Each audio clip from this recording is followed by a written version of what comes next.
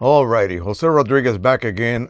I hope you enjoyed the previous video I uploaded. So this is going to be a little bit of a follow-up. And we talked about leaky cartridges. That is basically a mechanical problem that you may have caused during your modification process. But if you go ahead and print with that now empty cartridge, even though it is still being declared as having ink in it because it just leaked out and the chip doesn't know that, you will cause head problems, print head problems to be exact. The reason being, you need ink to keep that print head cool as it prints, or at least at the correct operating temperature, whatever that may be. Printing without ink will destroy your print head, period.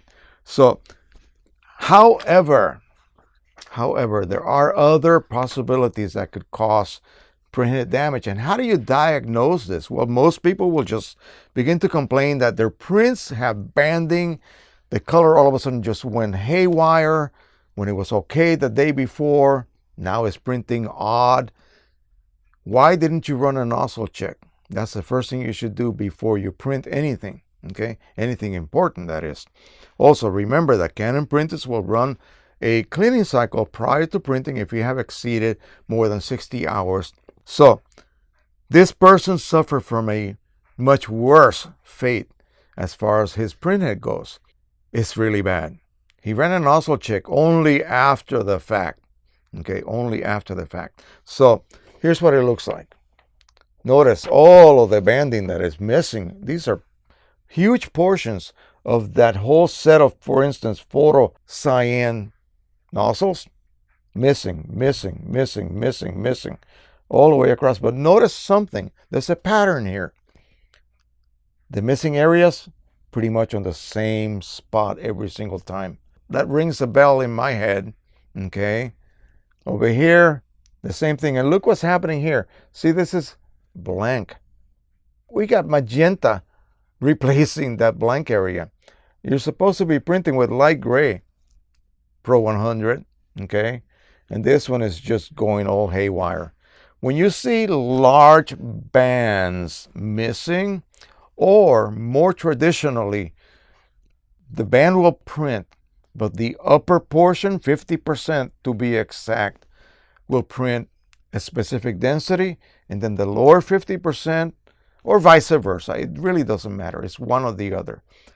It'll either be one full density one and one light density half, or one full density half and one completely blank half. Okay, when that happens, and no amount of cleaning cycles changes that. In this case, no amount of cleaning cycles change the pattern of this nozzle check. That indicates an electronic failure of the printhead, and that is something that you just cannot repair. What can you do? Well, in this case, it's kind of a double-edged sword. Yeah, you could replace the printhead and cross your fingers that nothing will happen, that you install it. You installed new cartridges. Please do that, not the same ones that you were using during this problem, and you will be fine. You will be back to full 100% printing like you did out of the box. Or the worst side of the coin would be that that printhead also goes bad, because it may not have been the printhead's fault initially, but the motherboard causing that electronic failure. It's kind of a crapshoot. You just don't know, and there's no way to really check to test whether it's either just the printhead or the motherboard causing that problem to the printhead. What do I recommend? Well, if you're willing to waste $50, $60, not waste, but let's just say invest, then go ahead and find a brand new printhead sealed in its own original wrapper on eBay. Buy it, install it, and then hope for the best. If you succeed, then you're good to go. And please make sure that if you see any kind of odd printing behavior, run a nozzle check immediately. Don't continue to print. thinking that's going to solve it. No, nozzle check. And if you see weird patterns, save that nozzle check, okay, and then do a cleaning cycle followed by a secondary nozzle check and compare the two. If you see differences, other areas are now blocked, then you may have just a common block or air problem, okay, due to maybe a cartridge that's not sealing against the printhead. Remember, Canon cartridges do not seal mechanically, they seal passively, okay? They just basically contact the back port of the printhead. That's it. It's a contact seal. It's not a valve entering through an O-ring. No. So, see a weird problem? Nozzle check. Cleaning cycle. Nozzle check again. Look for changes.